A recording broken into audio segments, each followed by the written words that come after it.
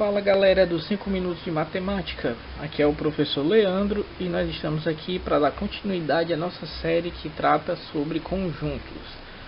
Na aula de hoje nós vamos estudar sobre conjuntos iguais e, se der tempo, nós vamos dar uma corridinha e ver também a definição de conjuntos diferentes. Então vamos lá. Conjuntos iguais. Dados dois conjuntos A e B são iguais quando todo elemento pertencente a A pertence também a B e vice-versa. Matematicamente nós temos que A igual a B, se somente se, para todo x, x pertence a A, se somente se x pertence a B. Resumindo, os dois conjuntos vão ser iguais quando os elementos que compõem o primeiro conjunto são os mesmos que compõem o segundo conjunto. Vamos dar uma olhada nesses exemplos aqui. Primeiro exemplo, nós temos o conjunto formado pelos elementos A, B, C, D. Do outro lado, nós temos o conjunto formado por D, C, B, A. Eles são iguais. Por quê? Porque embora a ordem em que eles aparecem sejam diferentes, mas nós percebemos que são os mesmos elementos que estão nos dois conjuntos. Ok? Vamos dar uma olhada no segundo exemplo. Aqui nós temos o conjunto formado por 1, 3, 5, 7, 9 reticências. Quer dizer, esse conjunto aqui é infinito e pelo jeitão dele aqui dá pra gente ver que ele é formado pelos números ímpares.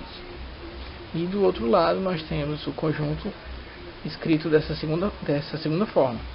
X, tal que x é inteiro, positivo e ímpar.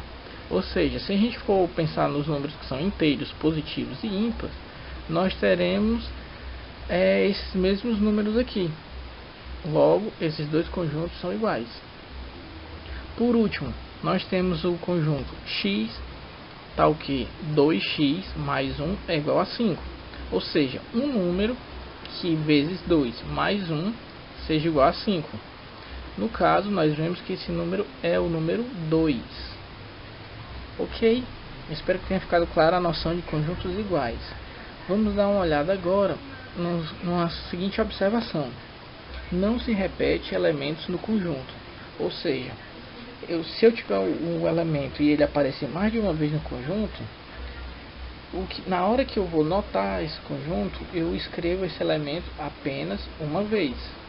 Por exemplo, se ele tiver mais de um A, no caso desse primeiro conjunto, se nós tivéssemos mais de um A, na hora de representar o conjunto, nós representaríamos apenas com o A uma vez, ok?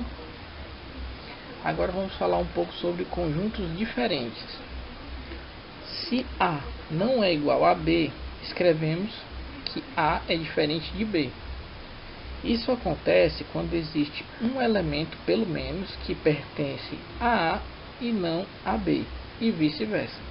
Ou seja, é o que a gente pensa mesmo.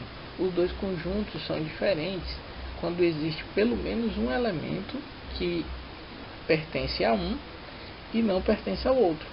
Vamos dar uma olhada aqui nos exemplos. Nós temos o conjunto A, B. Conjunto formado pelos elementos A, B e D. Diferente do conjunto formado pelos elementos A, B, C, D. Note que nesse conjunto não tem o C. Logo, ele é diferente desse outro conjunto aqui. No segundo exemplo, nós temos 1, 2, 3, 4, 5 reticências. Quer dizer, esse conjunto tem todos os números partindo de 1 e indo até o infinito.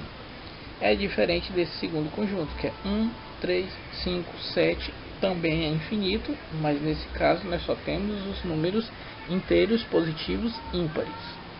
E nesse último exemplo aqui, a diferença é sutil.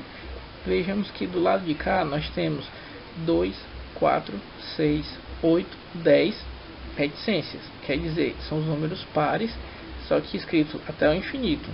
Já do lado de cá nós temos o conjunto formado pelos elementos 2, 4, 6, 8 e 10.